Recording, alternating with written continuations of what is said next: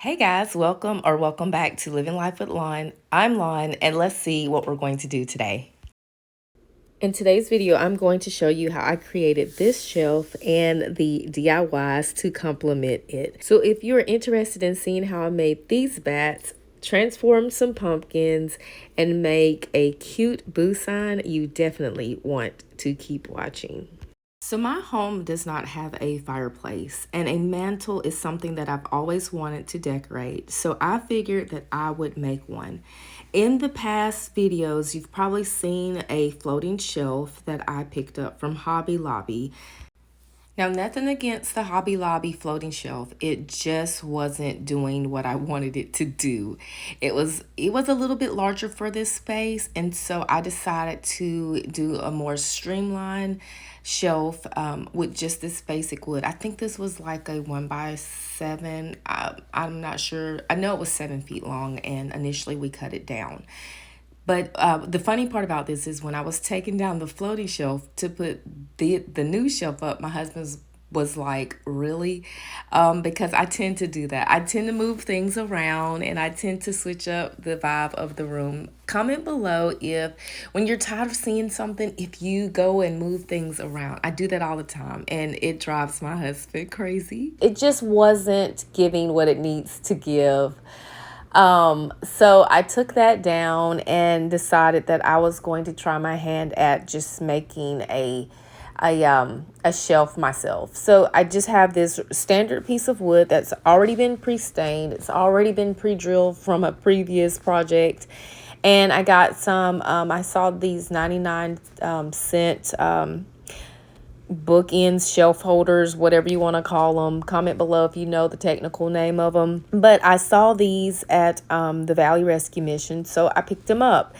And this project is kind of similar to the book If You Give a Mouse a Cookie, because I started off making a shelf and then I ended up making decor to go on the shelf because once I got it up, it looked so great. And I was like, I just got to style it. I just got to style it. So I did. I got on the web and everybody had bats and they were so cute. And I was like, I need some bats. So I Googled where you could find bats and I went over to Target. They did not have any. And I was super sad about that. And I really wanted to get the project finished. So I got on my silhouette and I made some bats.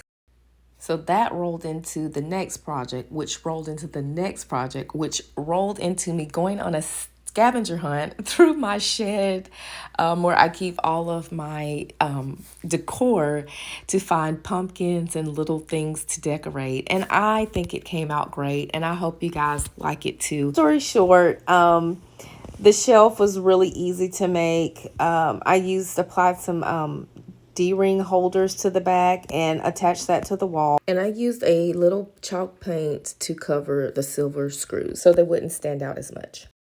So I went to my craft room and here I had a stained piece of wood that I picked up from the Dollar Tree that never became a project until today. Going around that with some black chalk paint. I painted the inside white.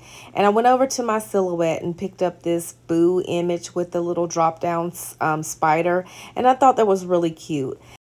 So I don't care who you are or where you live. You've either gone to a trick-or-treating or a Hallelujah Fest. Comment below and let me know if you have heard of any of these. Now, I need to just go back a little bit. In the past, we've just never been a household that put up any like Halloween decor, if that makes sense. I would just typically decorate for the fall season with pumpkins and things like that. But as I was looking on Pinterest for inspiration, I saw a lot of people were using these cute little bats. And I didn't think they were spooky. I felt like they were totally appropriate. So I made some. So went to the store. Target was out. I had to end up making them. I bought the image on my silhouette for 40 cents. Played around with the sizes, stretching them length and width. And I searched a couple other sites for sizes. Cut them out, and this is how they turned out. So I knew that I wanted to attach them to the wall. So I went over to the Dollar Tree and I picked up some of the putty tacky that is safe for walls. At least it says it's safe for walls. I'll see when I take these down. But I did fold them up a little bit because I didn't want them to be flat on the wall. I wanted them to appear to be flying. But then I needed some a creepy cloth because now I needed something to go on the top of that shelf. So I stopped by the dollar spot, picked up this spooky glitter tree, and this was a pumpkin that I picked up at Hobby Lobby last year, and it was on sale for $1.74 because it was broken. I got that pom-pom garland from Dollar General for $1, and this is how my shelf turned out. I am so excited about this. I love everything about this. It's just very basic. It's not over the top. It's not spooky. It's not gory. It's just super, in my opinion, it's very cute. But comment below and let me know what you guys think. Well, that's it for today's video. I hope you guys enjoyed watching and following me along this process. I can't wait to decorate this for Christmas. I don't know why that was tucked. I pulled it down. Don't worry about the tree. I pulled the cloth down. But that is it, guys. Thank you so much again for watching.